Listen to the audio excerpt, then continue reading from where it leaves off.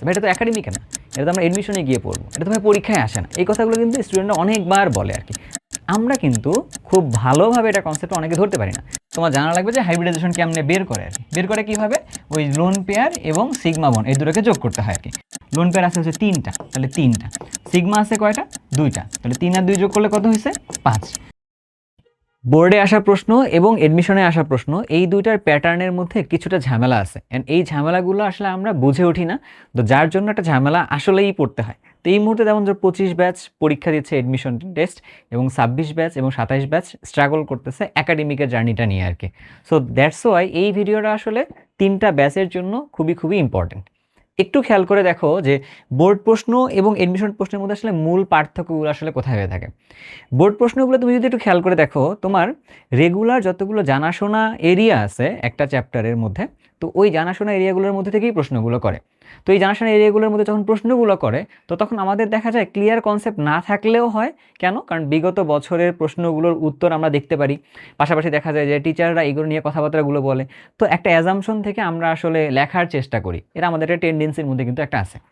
কিন্তু admission test যখন আসতেছে, তখন তোমার কিন্তু অ্যাকচুয়াল কনসেপ্ট আসলে কতটুকু ক্লিয়ার আছে সেইটা কিন্তু রিফ্লেক্ট করে গিয়ে হচ্ছে এক্সামের মধ্যে আর কি।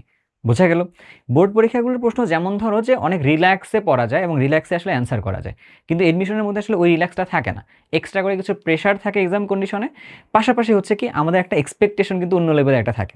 দ্যাটস ওয়াই বোর্ড স্ট্যান্ডার্ড প্রশ্ন যদি এডমিশন টেস্টের মধ্যে যদি এসেও যায়, ওইটাও আমাদের জন্য একটু জটিল বলে মনে হয় আসলে। এবার তাহলে চলো, আমি যেহেতু কনসেপ্টের কথা বললাম, তো এই কনসেপ্টের মধ্যে কী কী ঝামেলাগুলো হয় এটা একটা এক্সাম্পল আসলে দেখতে পারি চাইলে আর কি। হ্যাঁ, চলো একটু খেয়াল করে দেখো। যখন হাইব্রিডাইজেশন, আমাদের তো আসলে কেমিস্ট্রিতে একটা ভালো একটা টপিক, তো এই হাইব্রিডাইজেশনের মধ্যে থেকে ধরলাম যে দুইটা জিনিস নিয়ে আমরা কথাবার্তা একটু বলি। ধরো বাম পাশে যেটাকে বলতেছি, ধরো এটা একাডেমিকের একটা প্রশ্ন, তুমিও দেখবা খেয়াল করে। কেন একাডেমিক তুমি এটাকে বলতেছো? কারণ ভাইয়া এই জিনিসটা আমার একটু পরিচিত পরিচিত লাগতেছে। কেন পরিচিত লাগে?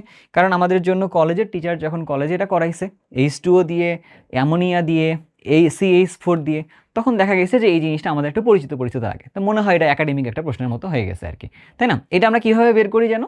আমরা বের করতেছি, আচ্ছা ভাইয়া এটা না জানলেও হবে, মোটামুটি মুখস্থ হয়ে গেছে। এটা হচ্ছে আমাদের sp3 হাইব্রিডাইজেশন, এবং এটার জন্য হচ্ছে 104.5 ডিগ্রি বন্ধন কোণ, এবং এটা দেখতে হচ্ছে ভি শেপের মতো। এই ধরনের কথাবার্তাগুলো তুমি খেয়াল করে দেখো, একাডেমিক স্টুডেন্টরা এটা মুখস্থর মতো নিয়ে গেছে আর কি। বাট এটা এই জায়গাটায় আমরা কিন্তু খুব ভালোভাবে এটা কনসেপ্ট অনেকে ধরতে পারি না। দ্যাটস ওয়াই যখন এই জিনিসটাকে একটু ঘুরায় পেঁচায় যখন দিয়ে দেয়, তখন বা এটারে যদি এই কনসেপ্টের উপরে যদি কয়েকটা যদি বাড়তি প্রশ্ন দিয়ে দেয়, তখন আমরা কিন্তু আটকায় যাই, একদম হারাই যাই বলা যেতে পারে আর কি। হ্যাঁ, যেমন ধরো এই প্রশ্নটাই ধরো যে তোমার পরীক্ষার মধ্যে চলে আসছে, এবং এইটাকে তুমি ভাবতেছো কি ভাই এটা তো একাডেমিকের না। তুমি দেখবা নিজে প্রশ্নটা দেখার সময় তোমার এটা মনে হয়েছে ভাই এটা তো একাডেমিকের না, এটা তো আমরা এডমিশনে গিয়ে পড়বো, এটা তো ভাই পরীক্ষায় আসে না। এই কথাগুলো কিন্তু স্টুডেন্টরা অনেকবার বলে আর কি। দ্যাটস ওয়াই কিন্তু দুটো প্যাটার্ন দাঁড়ায় যায়। আচ্ছা, দুটো প্যাটার্ন যখন দাঁড়ায় গেছে, এটা কেমন সলভ করতে যাবা? তখন তোমার মনে হয়েছে ভাই এটা তো এর মতো না, তাহলে আমি কী করবো? এটা জানার জন্য এবার তোমার জানা লাগবে যে হাইব্রিডাইজেশন কেমনে বের করে আর কি। বের করে কীভাবে? ওই লোন পেয়ার এবং সিগমা বন্ড এই দুটোকে যোগ করতে হয় আর কি। এখানে সিগমা লোন পেয়ার আছে কয়টা? লোন পেয়ার আছে হচ্ছে 3টা, তাহলে 3টা। সিগমা আছে কয়টা? 2টা, তাহলে 3 আর 2 যোগ করলে কত হয়েছে? 5। আর 5 হওয়া মানে তাহলে কি হবে? sp3d, তাই তো? তার মানে এটা হাইব্রিডাইজেশন হচ্ছে sp3। বাট এই কনসেপ্টটা দিয়ে তুমি যদি এটাও পড়তা অ্যান্ড তুমি যদি এটাও পড়তা, তখন কি সুবিধাটা পাইতা? তোমার কিন্তু একাডেমিক এবং এডমিশন দুটাই কিন্তু আসলে কাভার হইতো। তাহলে কি করা দরকার? বোর্ডের প্রশ্ন এবং এডমিশনের প্রশ্ন খুব একটা দূরের কিছু না, আসলে সেম প্যাটার্নে বা সেম টপিক থেকেই প্রশ্নগুলো হয়। প্রবলেমটা হয় আমরা কীভাবে এটাকে প্রিপারেশন নিচ্ছি এটার মধ্যে, পাশাপাশি হচ্ছে আমরা কীভাবে আমরা দেখতেছি আর কি। সো তোমরা যারা 25 ব্যাচের আসো, তোমাদেরকে একটু বলবো যে তোমরা এখন যাদের যে সকল পরীক্ষা বাকি আছে, ওই পরীক্ষাগুলোর মধ্যে কনসেপ্টটাকে ঠিক রেখে পরীক্ষার মধ্যে বসো, ইনশাল্লাহ ভালো করবা। আর যারা 26 ব্যাচ এবং 27 ব্যাচ আসো, দুইটা ব্যাচকেই একটা কথা বলবো, একাডেমিক থেকে প্রত্যেকটা কনসেপ্টটাকে ক্লিয়ার একটা কনসেপ্ট রেখে দিবা আর কি।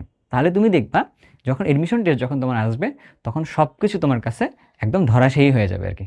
তাহলে আজকে এই পর্যন্তই, সবাই ভালো থাকো, সুস্থ থাকো, আল্লাহ হাফেজ।